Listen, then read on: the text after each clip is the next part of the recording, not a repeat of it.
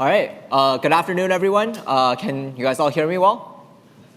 All right, so I hope you guys enjoyed the lunch as well as the workshop. There's also a photo booth here if you guys want to take some photos afterwards. But this talk is going to be the first of our exciting talks in the afternoon, and we're going to go over what's new in Alluxio 2, which is a new series of Alluxio system, as well as some updates from the community. So when we were thinking about building out Alluxio 2, we gathered a lot of learnings that we had from our users and the community based on their interactions with Alluxio 1. And we decided to expand the system in 3 major directions. The first of these was to improve the operations or the operability of the system itself. A lot of our users were talking about going towards deploying in the cloud or deploying in container orchestration frameworks like Kubernetes. And we really wanted to satisfy those needs because it would become a lot easier to deploy Alluxio and therefore get value. The second direction we explored was having more advanced data management. And a lot of our users were already using Alluxio to unify their data from different storage systems. So the natural next step that they wanted to take was to actually have Alluxio move the data between those storage systems. For example, if they wanted to migrate data from HDFS to S3, or if they want to replicate data among their different storage systems, Alluxio seemed like a natural place for that logic to occur. And the third dimension we explored was really scaling the system. We have a lot of users using small clusters to very, very large clusters. And in some of these very large deployments, we saw users challenging the system in ways that we had never anticipated in Alluxio 1. So when we made this major version upgrade to Alluxio 2, we took this opportunity to basically re-architect the system to fit the needs that we were seeing users starting to demand. And last but not least, we also explored a new type of direction for Alluxio itself. We saw a lot of our users were seeing benefits running Alluxio with OLAP engines, for example, like Presto that you guys saw during the workshop, or Spark SQL. And while Alluxio is already providing good benefits in accelerating the I/O, we realized that in order to really provide the benefits people were looking for in these SQL engines, we had to go beyond just providing simple bytes. So today we're introducing Alluxio Structured Data Management. Later this afternoon, Jean Peng, who's the lead developer behind this new initiative, will be giving a talk about how this new set of features and capabilities will help you guys run Alluxio with other OLAP engines and achieve better performance as well as better usability. So for the rest of this talk, I'm going to go over some of the highlights and features that are available in Alluxio 2. By no means is this going to be comprehensive or a deep dive into any of these features. I welcome you guys to ask a lot of the audience members or myself after the talk, or take a look at some of the blogs and things like that if you're specifically interested in some of these features. So first, let's start with the operations. So the main thing we did for operations on the cloud was to make deployments cloud native. What this means is you're able to deploy an Alluxio system or an Alluxio cluster with pretty much a single click or 1 or 2 clicks. You guys might have already experienced this on AWS when you guys were doing the workshop. But we have now an Alluxio AMI as well as a cloud formation template, which will let you spin up an Alluxio cluster pretty much with a click of a button.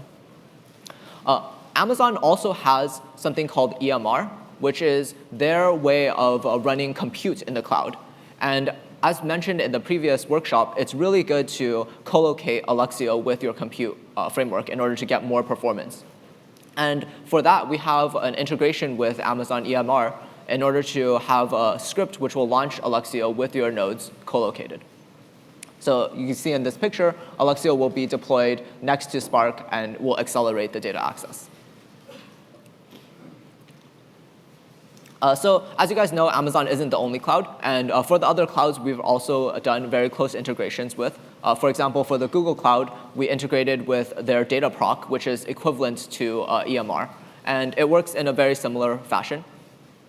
There's pretty much an initialization action that's part of Google Dataproc, and it'll launch Alluxio co-located with the Dataproc nodes, which are doing the compute.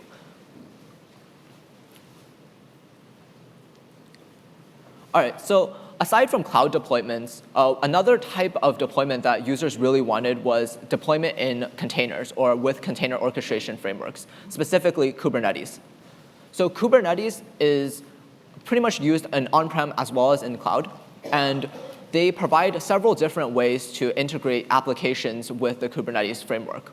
And we've actually integrated Alluxio in 2 different ways. One is through the Helm interface. So there's a Helm chart, which is a recipe for running different Alluxio containers with the Kubernetes framework, as well as the container storage interface, which is more designed for running storage frameworks with Kubernetes. All right, so aside from just deployment options, we realized that deploying Alluxio is not necessarily the only issue that people had when trying to run Alluxio. Another big problem was the fact that Alluxio was dependent on some external systems. For example, we needed to have a distributed storage like HDFS in order to store our journal, in order to come up in fault-tolerant mode. Similarly, we also were depending on systems like Zookeeper to keep a distributed quorum available to us so we could decide which master was the leader.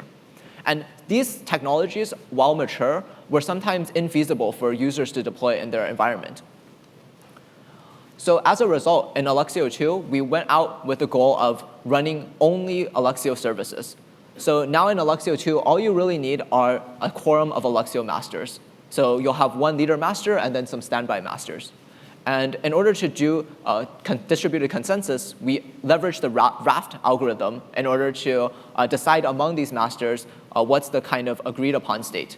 And with this improvement, we're no longer bound to using an external storage system or an external distributed quorum in order to decide who's the leader. Yeah, so now you guys can deploy Alluxio with pretty much no major external dependency. All right, so that was some highlights from the operations perspective. Now I want to talk about kind of the scaling and the changes in architectures we made in order to hit some pretty large milestones. The first type of scaling that we were targeting was to scale Alluxio's namespace, or the number of files that it could contain. So a lot of our users had the challenge of, oh, I'm running an HDFS cluster. It has a few 100 million files. But since Alluxio can handle a unified namespace, I'm going to put in a few other storage systems. And very soon, the number of files expanded to well over hundreds of millions into the billions. And for us, this was going to be a large challenge because the way we handled metadata was for each file, we would keep about 1 kilobyte of metadata on our master. And our master is a Java process, which meant that it was prone to garbage collection and all kinds of other Java memory model issues with having lots of memory. So if we wanted to handle about 1 billion files, we would need 1 terabyte of memory storage for our Alluxio master. And that was just simply too much. Generally, a Java JVM, you're suggested to run under 32 gigabytes. So our solution was to move off the JVM heap and into a disk storage. That way, we pretty much were free from all of the garbage collection and memory management issues of the JVM. But that has a drawback of being slow, because disk is going to be much slower than memory. So as a result, we also introduced a cache in memory to store the more important files and directories. So we were still able to get good performance while still keeping most of our memory off heap, and therefore able to scale over 1 billion files. And so this is a diagram of kind of giving you guys a closer idea of what we're talking about. This box represents the Alluxio master node. And in the smaller box, it represents the Java process. And on heap, we're keeping important items like frequently used inodes in the inode cache, what's mounted, what locks we're holding, things that get accessed very frequently. And then on local disk, we run RocksDB. And RocksDB is a key value store that basically lets you store a bunch of different tables. You can think of it as kind of like an advanced hash map. And inside RocksDB, we kept a few different types of tables, but most importantly were the inode table, which keeps track of an ID, so this will just be some number, and the metadata associated with that. You can think of the inode table as keeping track of every single file in the file system. And alongside that, we had something called an edge table, which if you think of the first one, the inode table, as all of the different files, the edge table represents all the connections between these files. So which files are children of the other files, things like that. And with these two tables combined, we're able to represent the inode tree structure that we previously were keeping on heap inexpensive JVM memory, now on disk with RocksDB. All right, so another major direction we wanted to scale out was just the number of total concurrent clients that could be accessing the cluster. So previously in Alluxio 1, we had 2 different levels of communication. One level was based on thrift for metadata operations. Like if you wanted to get the file status or list a bunch of files, this would be going through thrift. And we had another layer which was based off Netty for transferring actual data. So if you were reading a file, it would be going through Netty. So these 2 kind of limited our ability to scale out our number of clients that we could run concurrently in the system. So we saw users running jobs with over 10,000 concurrent Spark tasks. And each one of those would be making multiple connections to various Alluxio services. So we decided in Alluxio 2 to pursue a technology called gRPC, which is a new kind of inter-process communication framework that was, I think, originated at Google, but it's its own project right now. And gRPC had one major advantage, which was the fact that it could do both metadata and data efficiently. So we were able to move away from both the thrift and Netty layers into the gRPC layer. gRPC also provides some really good scalability features. For example, gRPC allows connection multiplexing. So what this meant is if one client had a bunch of threads, before, each thread would need to make a connection to master. So if you have 32 threads, that one client is making 32 connections to the master. But with gRPC multiplexing, all of those can use one physical connection and have 32 logical connections handled in that physical connection. So immediately, we were able to cut down the scale at which we needed to have open connections to various services. gRPC also provides really good kind of features on top of the communications framework. Before, we were dealing with low-level messages and kind of building out the RPC framework there. But gRPC gives us higher-level constructs like bidirectional streams or flow control, which will allow us to do newer features much more easily. Like, for example, you can cancel RPCs, which previously were not possible. OK, so now let's talk about the last area, which is the advanced data management and what we've done in order to leverage Alluxio's kind of unique position to better manage what's being stored in various understorage systems. So the first feature I want to talk about is replicated asynchronous writes. This feature was greatly demanded by users who are using slow understorage systems. What they wanted to do was when they wrote data, they were saying, hey, it's really fast to write to Alluxio. Why can't I just write a few copies to Alluxio and be done with it? Because if you think about stuff like HDFS, they use replication in order to ensure fault tolerance. And we thought, hey, that's a good idea. But how about, in addition, after you've written the data, we'll in the background, write it to the underlying storage. And so we made this feature called replicated asynchronous writes. So you write data similar to before. Your Alluxio client will write data to an Alluxio worker, and that Alluxio worker may be replicating the data to other workers. So now, after this first step, though, the client is actually completely done. So it gets the acknowledgement, and it can continue on, for example, to the next stage of its job, or it can even finish the job.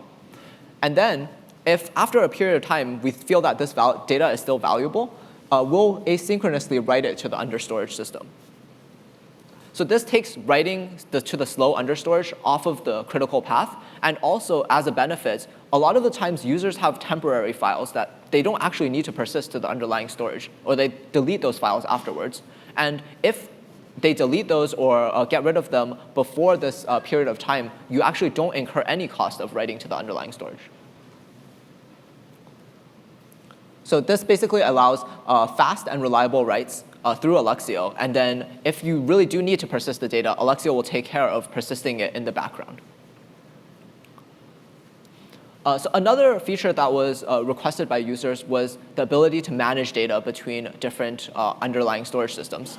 And they had a lot of different requests, but mainly we were able to kind of consolidate these into what we termed a policy. And to give you guys an example of a policy, This one is basically moving files that are older than a certain period of time from one storage to another. You can think of this as if you're archiving data, a lot of times people move data from S3 to Glacier or from HDFS to S3. And they're running their own scripts and things like that. With the policy engine, Alluxio can take care of that for you. So for example, after 90 days, we might decide, OK, this file is too old, and we'll move it from HDFS to S3. And after a few more days, the next file, and so on. And in this example, actually, all of the files have been moved from HDFS. So if you were doing, for example, a migration from HDFS to S3, this Alluxio policy engine can actually help you do the migration without incurring any real change to your application. Like in this diagram, the application is still happily talking to the Alluxio master, accessing the same namespace, and it just doesn't know that the data actually has been moved from HDFS all the way to S3. So yeah, this allows us to decouple the logical file system with where it's being physically stored. OK, and that's it for kind of like the feature highlights. I want to give kind of a quick teaser of what the structured data management is going to look like. We built out the structured data management to work with all types of structured data, but we started with a deep integration with Presto as a kind of proof of concept of why this structured data portion of Alluxio is going to be helpful to users. So to do that, we actually wrote a Presto connector for Alluxio. So this is something in the Presto codebase, or something that runs with Presto. It will one day be part of the Presto codebase, hopefully. And with this connector, it interacts with the Alluxio catalog service, which you can think of as providing similar information as a Hive metastore, kind of what your tables are, what your columns are, what your schema is. And in addition, it interacts with the Alluxio transformation service. The transformation service leverages what information we have in the catalog service to then make kind of smart decisions about changing your data. For example, if it sees you're doing a lot of queries on your data, but your format is in CSV, we might change that data under the hood into a Parquet or a columnar format to help query faster. OK, that's it for me for the Alluxio 2 updates. And now I want to hand it over to Bin to talk about the great work the community has done.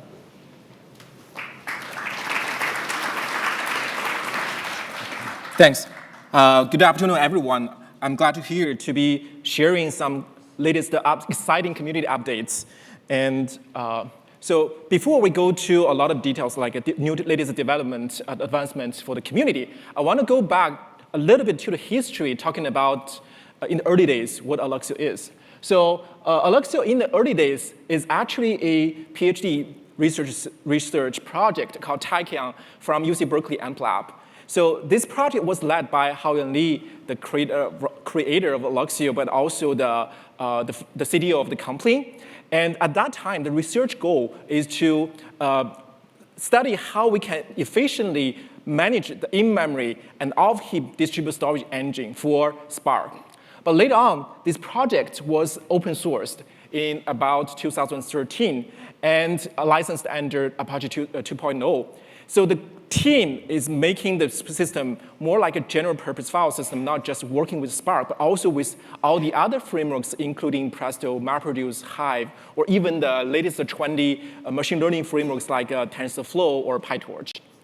So if you see, this is originally actually a very small scope research project. So if you go back to the time in 2012, end of 2012, there's only one contributor to this project, who is Haoyuan Li himself. And then we grew to more and more. But if you dig into the GitLog history, you will find most of the people are really the mostly the Berkeley students. They're working on this project.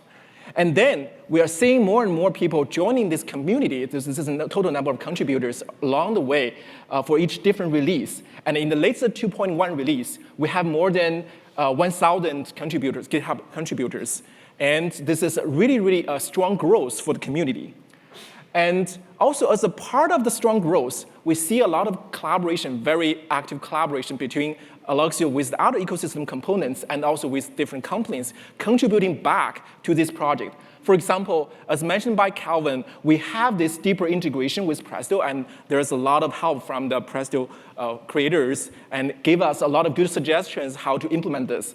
And also, we have, for example, the Kubernetes Helm chart contributed by Alibaba Cloud Kubernetes container team, and also the improvement on the POSIX interface and a lot of distributed operations contributed by JD.com during their daily operations on Alluxio.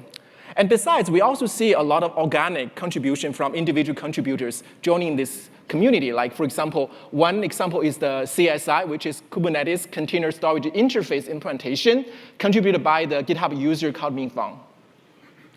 And right now, this is by far a research project if you go back to a few years ago. And now it's used by so many different companies across different sectors, covering from financial services to internet technologies to telco or media, and also travel and transportation sectors. You can find a lot of big names from this slide. So if you're interested in how these different companies are using Alluxio, please go to the URL in the bottom. And also because if you remember the talk in the morning, HY was mentioning, the data ecosystem is getting more and more complicated. So we have a lot of different scenarios where seeing users are using Alluxio in complicated environments with different scales. For example, we see in the on-premise data warehouse, people are really using Alluxio at a very large scale, exceeding 1,000 nodes or getting close to 1,000 nodes in a lot of different internet companies.